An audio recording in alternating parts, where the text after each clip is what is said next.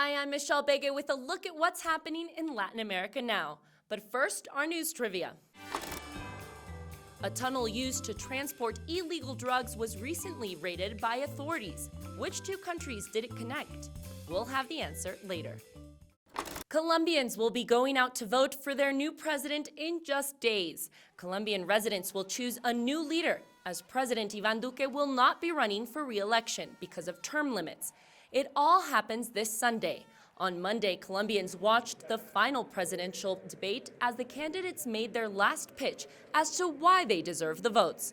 Left-wing candidate Gustavo Petro, the leading contender in the polls, faced off with two other challengers, left-of-center former Medellin mayor and Antioquia governor Sergio Fajardo, and right-wing former Medellin mayor Federico Gutiérrez. Noticeably absent was Rodolfo Hernández, another centrist, who has the highest increase in favorability leading up to this Sunday's vote. Billionaire Elon Musk was in Brazil over the weekend. He announced plans to connect thousands of schools in the Amazon and help fight deforestation. Musk has been expanding his Starlink satellite network through the developing world. In Brazil, he promised to connect 19,000 of the most remote schools. Musk met with Brazilian President Jair Bolsonaro and said the plans will also include an effort to monitor illegal logging across the world's biggest rainforest. Peru held a mass funeral for victims of a massacre that took place 37 years ago. In 1985, a Peruvian army patrol killed at least 69 people, including 12 children, in the remote village of Acomarca. The army operated under the pretense that they were members of a guerrilla group. Their bodies were exhumed recently and entered a year-long identification process. The ceremony is just one step in the healing process. And now let's go to my colleague Joel Richards, who has more on whether or not monkeypox has arrived in the south of the continent. A man who returned to Argentina from Spain a week ago is the first suspected case of monkeypox in Latin America. Authorities cautiously say he showed symptoms compatible with the virus. The patient has been isolated and is said to be in general good health.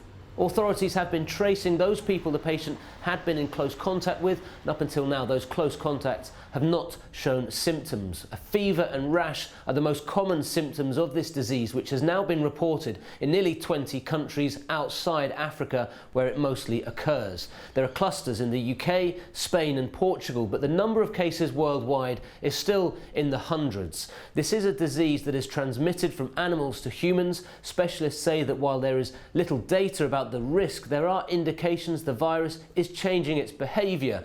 There's currently no treatment, but symptoms ease after around a month. And the World Health Organization says this outbreak can be contained. But naturally, after what the world has gone through with the coronavirus pandemic, talk of a new viral disease is worrying for the public.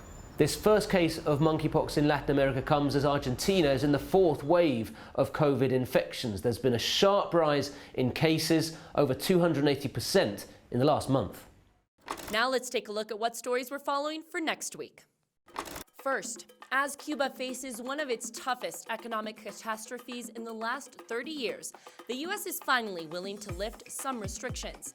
The White House is expected to ease travel sanctions put in place during the Trump administration, so direct flights will resume.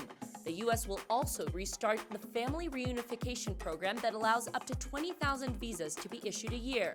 There will also be a lift on the limit of $1,000 that residents of the U.S. can send to individuals in Cuba. And second, Chile has the world's largest radio telescope, and they have announced plans to double its observing capacity. The telescope is known by its acronym ALMA. It's located in the heart of the Atacama Desert in northern Chile and was closed for 6 months during the COVID-19 pandemic. Now, as it reopens, its objective is to double its sensitivity so that the 66 antennas can better capture our universe and observe how black holes function. And now the answer to our news trivia. The answer is C. You may have guessed it, because this is not the first occurrence. A massive tunnel used for drug smuggling was found between Tijuana, Mexico and San Diego, California in the U.S. The secret passage is the length of about 6 football fields. U.S. officials say it is unknown for how long the tunnel was operating, but during the course of the investigation, they seized over 1,700 pounds of cocaine, 165 pounds of meth, and 3.5 pounds of heroin. And that's it for this week. We'll see you again soon on Latin America Now.